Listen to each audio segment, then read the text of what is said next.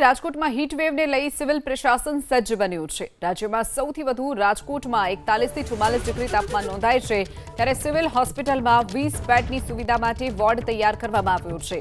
Heat સ્ટ્રોકના ગંભીર દર્દીઓને અહીંયા દાખલ કરવામાં આવે છે। હીટ સ્ટ્રોકને લગતી તમામ દવાઓ, ઇન્જેક્શન સહિતની વ્યવસ્થાઓ પણ ઉપલબ્ધ કરાવવામાં આવી છે। તબીબો અને નર્સિંગ સ્ટાફ પણ ફાળવવામાં આવ્યો છે।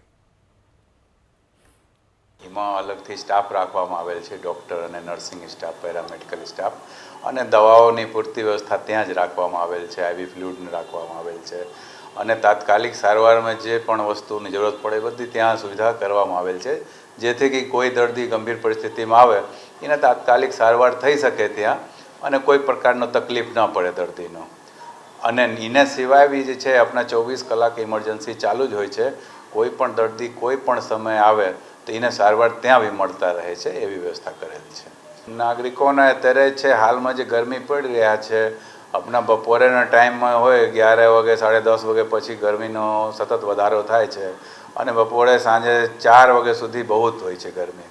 એને વચ્ચે છે ને બિના કામ બિનઉપયોગી બહાર નહીં નીકળવાનું હોય, ઘરે રહેવાનું હોય, ઠંડકમાં રહેવાનું હોય અને કદાચ બહુ ઇમરજન્સી થાય બહાર નીકળવાનું હોય તો પૂરા જે કપડાં ફૂલ સ્લીવને પહેરવાનું હોય, સર ઢાંકે રહેવાનું હોય, એ બધું પ્રિકોશન લેવાનું હોય અને પાણી વગેરે ફ્લુઇડ વગેરે વધારે પીવાનું હોય, છાશ પાણી બધું વધારે લેવાનું હોય।